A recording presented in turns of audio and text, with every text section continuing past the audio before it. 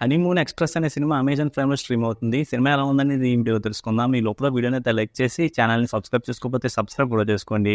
ఈ సినిమాని చూసిన తర్వాత నాకైతే నచ్చలేదు. ప్రేమించి పెళ్లి చేసుకున్న హీరో, హీరోయిన్‌లు పెళ్లైన తర్వాత హ్యాపీగా ఉండరు. ఇంకా వాళ్ళు హ్యాపీగా ఉండడం కోసం బిగ్ బాస్ హౌస్ లాంటి ఒక హౌస్‌లోకి వాళ్ళిద్దరూ వెళ్తారు. ఇంతకీ వీళ్ళకున్న ప్రాబ్లమ్స్ ఏంటి? హౌస్‌లోకి వెళ్ళిన తర్వాత ఏం జరిగింది?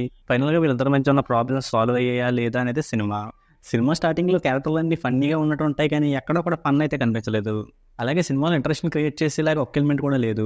వాళ్ళు గొడవలు పడుతున్నారని చెప్పారు గానీ ఆ గొడవలేంటి, ఎలా వచ్చాయనే విషయాల్ని సరిగ్గా హైలైట్ చేయలేదు. ఇక హీరో, హీరోయిన్‌లు కూడా ఒక సీన్‌లో ప్రాబ్లమ్స్ ఉన్నాయి అన్నట్టుగా కనిపిస్తారు. ఇంకో సీన్‌లో ఏమో బానే ఉన్నారు కదా అన్నట్టుగా కనిపిస్తారు. సినిమాలో ఆ ఇంట్లోకి వెళ్ళిన తర్వాత వీళ్ళిద్దరే కనిపిస్తూ ఉంటారు.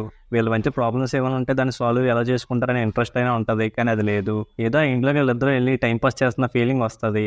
కాకపోతే చూస్తున్న నాకైతే టైం పాస్ అవుతున్న ఫీలింగ్ అస్సలు రాలేదు. తర్వాత హౌస్‌లో వీళ్ళంటోళ్ళే ఇంక ఇద్దరు ఉన్నారని చెప్పి కొంచెం ఇంట్రెస్ట్‌ని క్రియేట్ చేశారు. కానీ తర్వాత దాన్ని కంటిన్యూ చేసే సీన్స్ అయితే లేవు.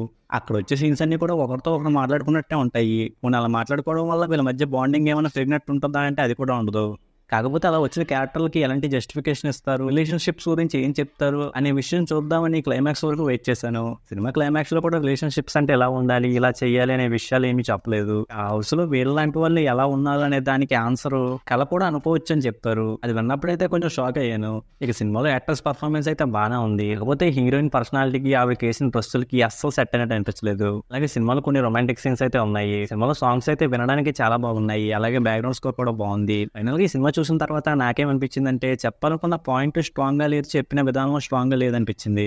దానివల్ల ఈ సినిమా అయితే నాకు నచ్చలేదు. ఇక ఈ సినిమాకి నేను ఇస్తున్న రేటింగ్ అయితే 1/5. ఇక వీడియోని క్లోజ్ చేసే ముందు అయితే వీడియోని లైక్ చేసి ఛానల్‌ని సబ్స్క్రైబ్ చేసుకోకుండా చూస్తున్నట్టయితే సబ్స్క్రైబ్ కూడా చేసుకోండి.